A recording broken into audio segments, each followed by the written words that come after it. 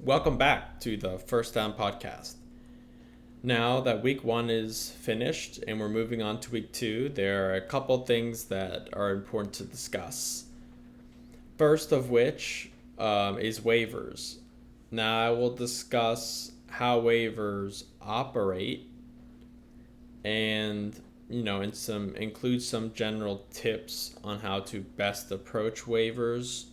And then each week, including this week, I will talk about 1 to 2 players at each position that you can target and you should give consideration to in your waiver process. Now, I will only be discussing players that are owned in less than 50% of ESPN fantasy leagues. And that's, mainly because I want to be talking on the same wavelength as most fantasy owners.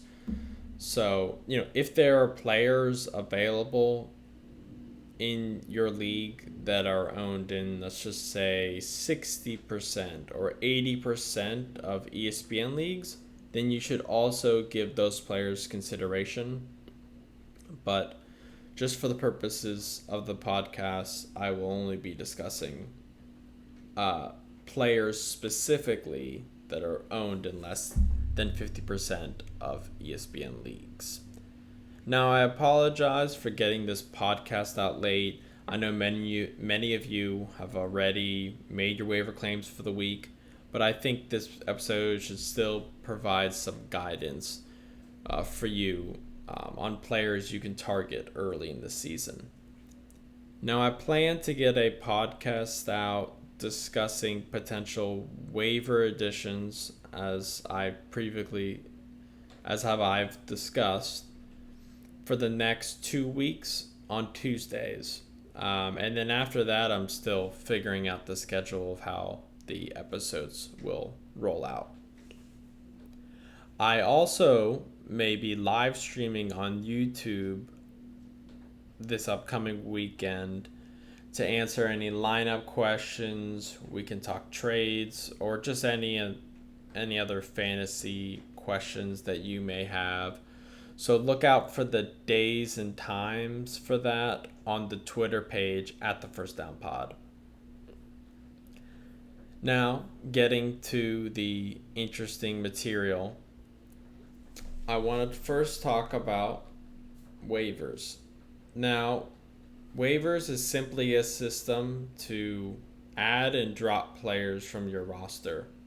So adding available players and dropping players on your roster so that you maintain the league threshold on the amount of players you're allowed to have. Most leagues, it's about 15 players. Some is less, some is more. But the way waivers works is that it's a priority system, and each week the reversed order of the standings is the order in which the waiver claims will be processed. So if you're in last place, you'll get the first shot at choosing a player who's available. We can call them free agents. The system's called waivers, but essentially that's what it is. Now, because it's based on the weekly standings, the order will reset each week. And then once you make a waiver claim, usually you'll get put down to the bottom of the list. And then the order just flows from there. Some leagues have different acquisition systems. Some do bidding or have different rules for waivers, but I'm mainly talking about the kind of default rules that they have on ESPN, which is usually used in most leagues. And in addition, once a player is dropped, so let's say on Wednesday I pick up Justin Fields and I drop Trevor Lawrence.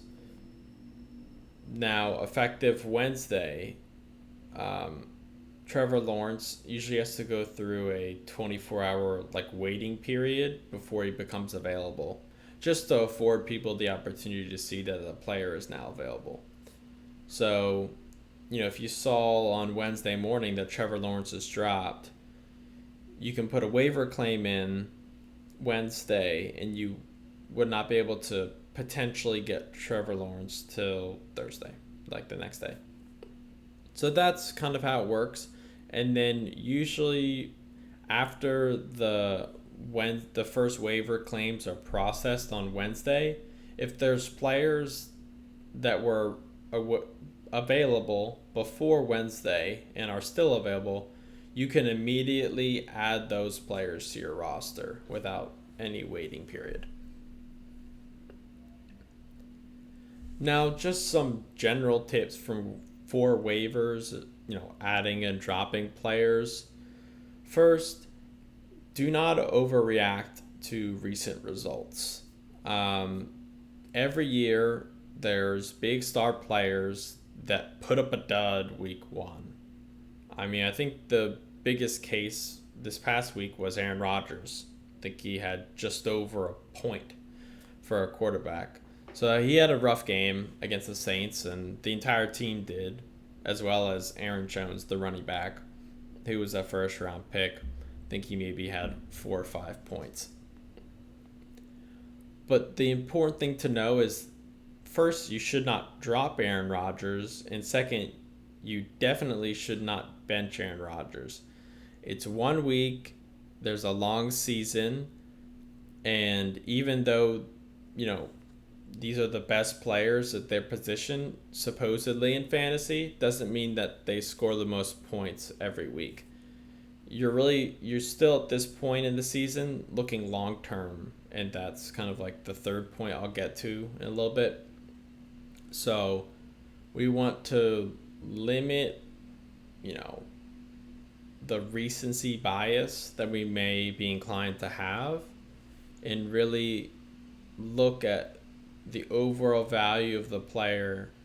And, for instance, even with Mike Evans, I think he had 2.6 points.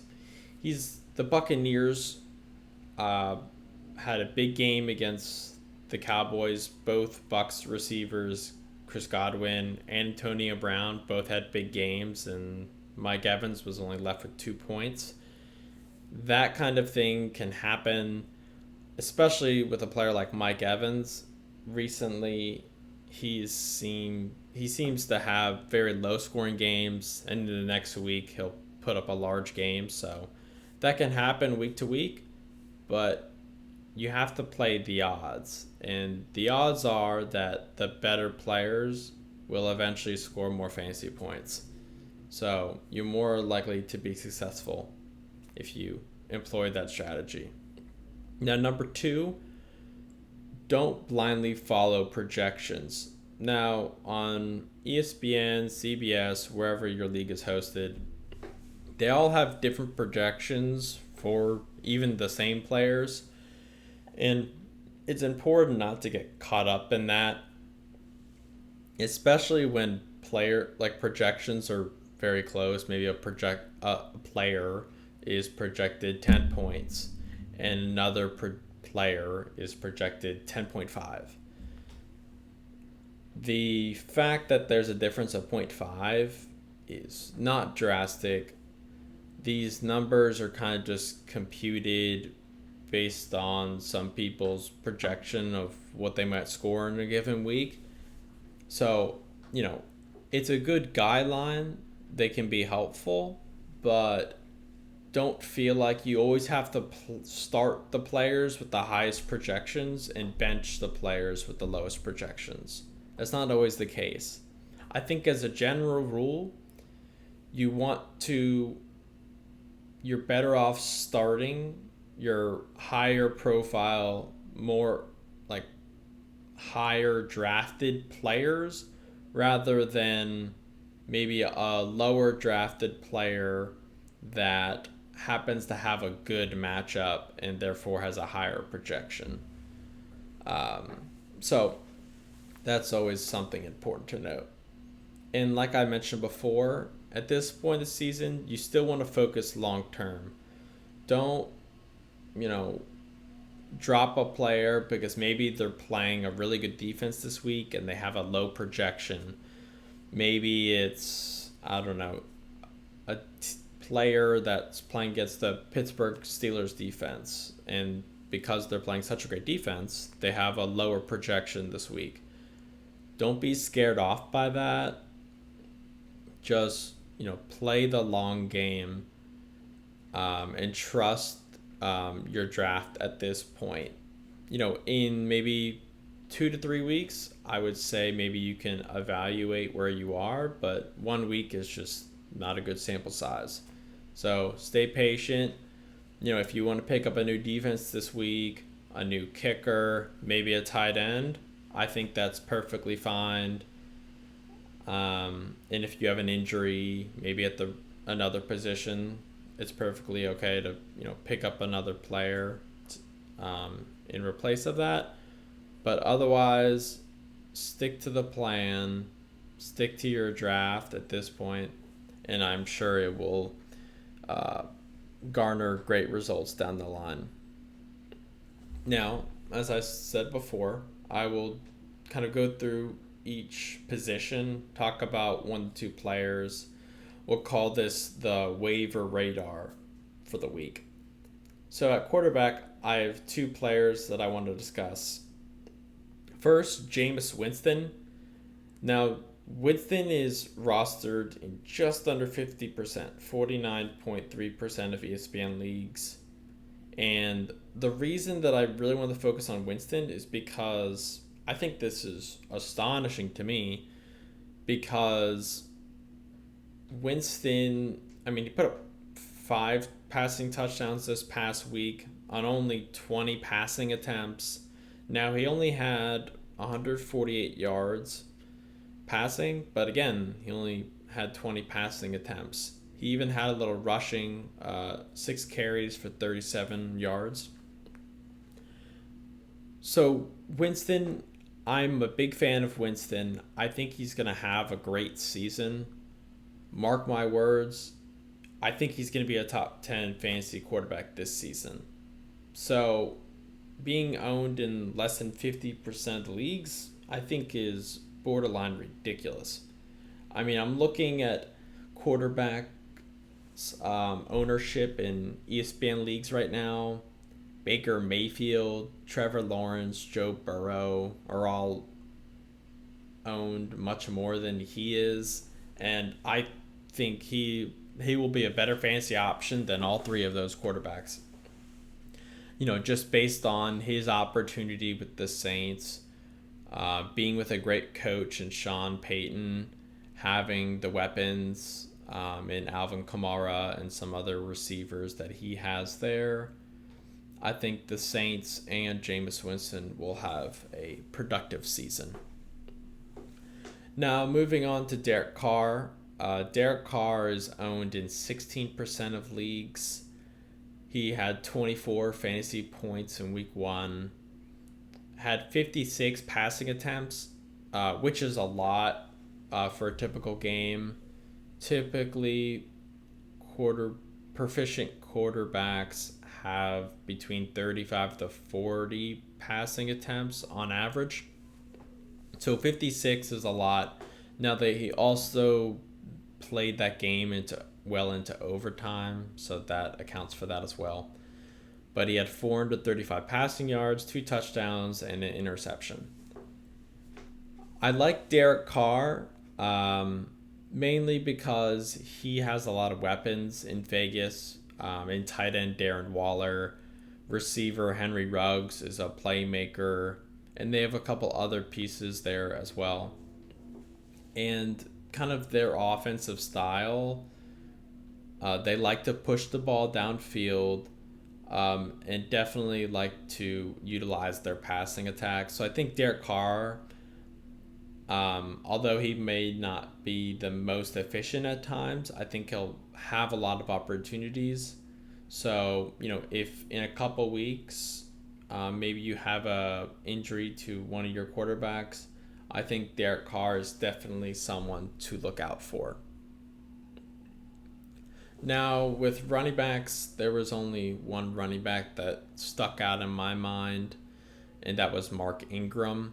Mark Ingram is rostered in 30.5% of ESPN leagues. He had 14.5 fantasy points in week one, had 25 carries, 85 yards rushing. So his average of 3.3 yards per carry, not great. Anything over 4 is good. So 4 is usually the kind of baseline you want to use, and he also had a touchdown.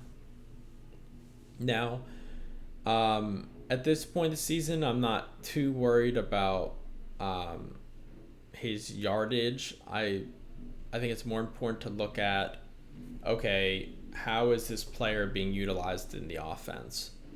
And the big thing that stuck out to me was Mark Ingram had 25 carries, which is a significant amount of carries considering coming into the season. The discussion about the Houston Texans was that they had this running back by committee having David Johnson, Mark Ingram, and Philip Lindsay. And most draft boards, I believe, actually had David Johnson being drafted first, and I think Mark Ingram following. But I think of the 3 running backs, at this point, if you're going to have one, I think it's Mark Ingram. Now, he is not really involved in the passing game. They seem to be using David Johnson and Philip Lindsay. But I think Mark Ingram is an interesting name to watch, especially as there will continue to be injuries at the running back position. Maybe you had Raheem Mostert, who is now out for the season, and you were looking for a running back to add. I think Mark Ingram is a name that will continue to pop up. Now, I do worry about Houston and their offensive efficiency. They happen to play Jacksonville week 1, and their defense is pretty porous. So I don't anticipate Mark Ingram having that many carries going forward, but even if it's 15 carries, he can be viable as a fantasy option. Now, with wide receivers, I think you should look at Nelson Aguilar. Now, Aguilar is rostered in 36.6% of ESPN leagues. He had 13.2 fantasy points in week 1, 5 receptions, 72 yards, and a touchdown.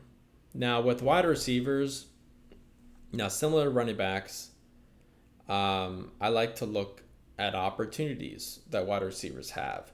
So early in the season, I like to look at the amount of targets they're getting, just to see what their role is in the new, this year's offense. So Aguilar had 7 targets, which is pretty significant for a wide receiver. Anything 10 and over is probably a number 1 wide receiver. So 7 targets for a guy that's only owned in 36% of leagues is pretty good. Now, he is his quarterback, Mac Jones, is only a rookie. So you would potentially worry about how productive Mac Jones will actually be, and therefore how that will affect Aguilar's production. But 5 catches on 72 yards is nothing to disregard. I think that's pretty good production there.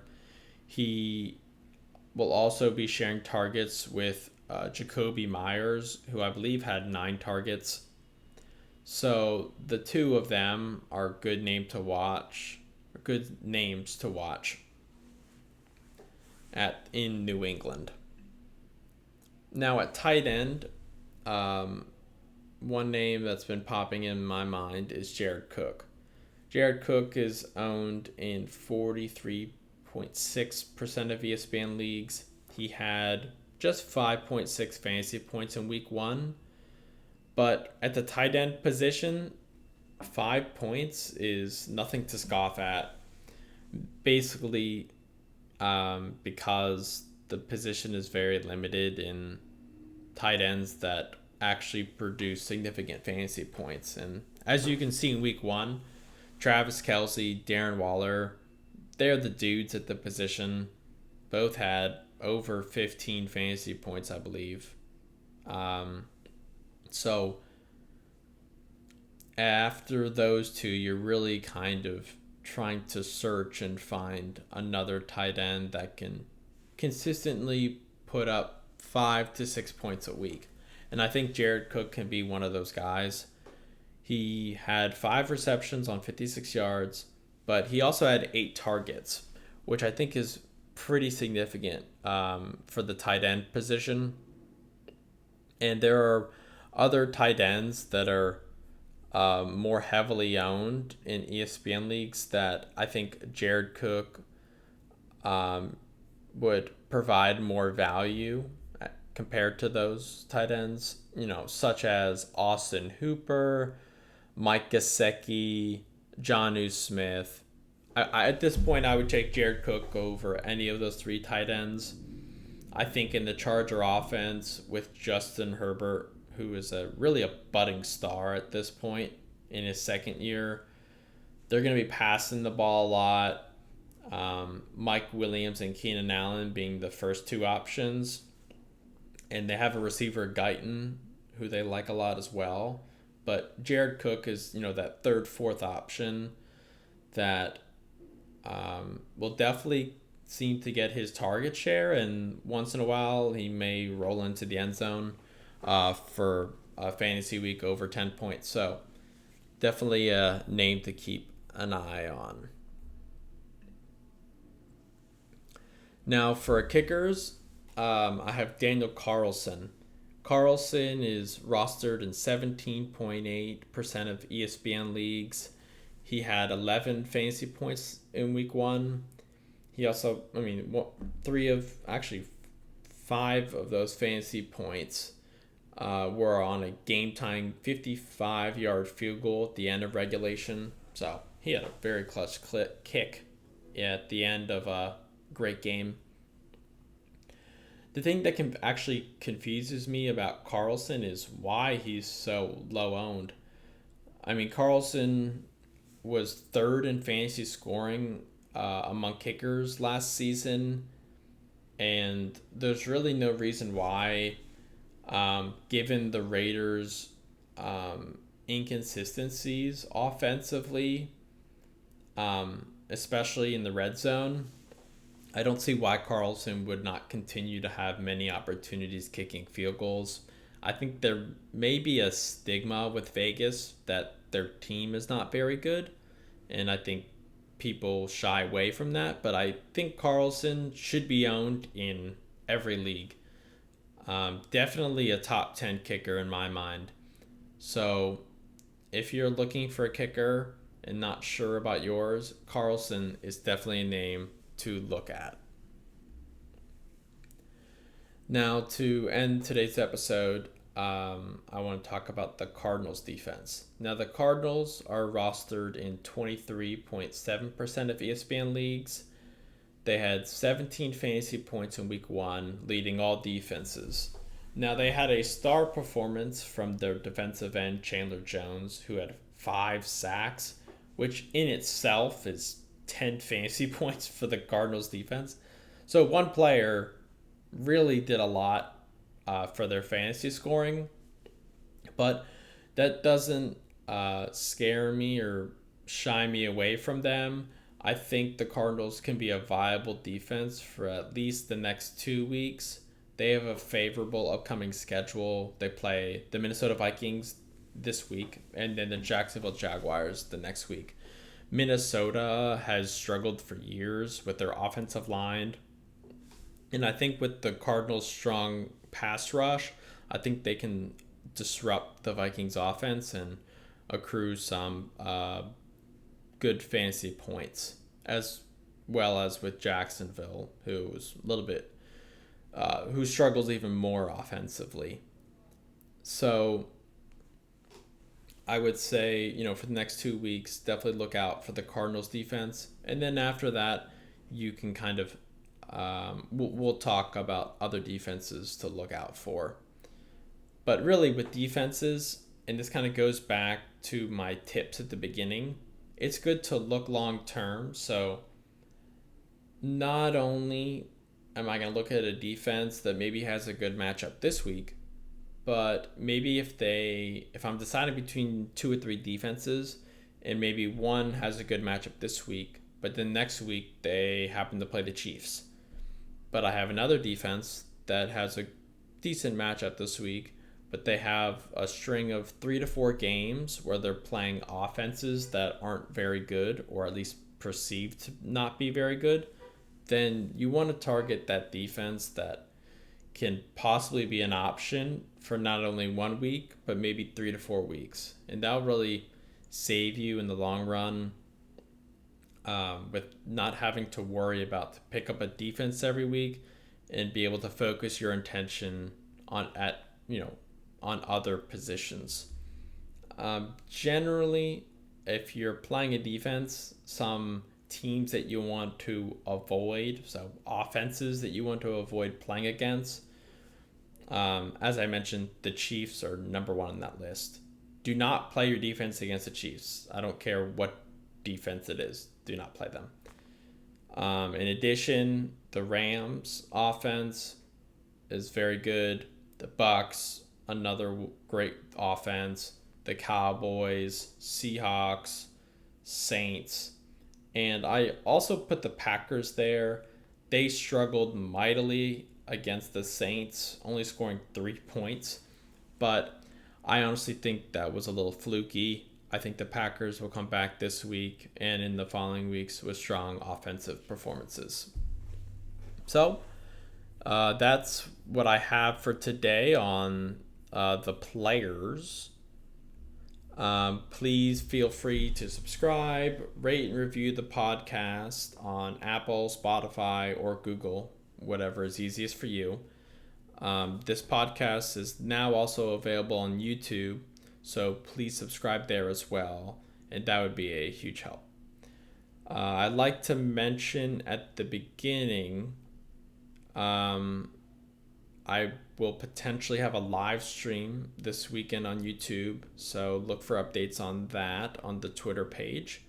And other than that, look out for next Tuesday for the Week 2 recap.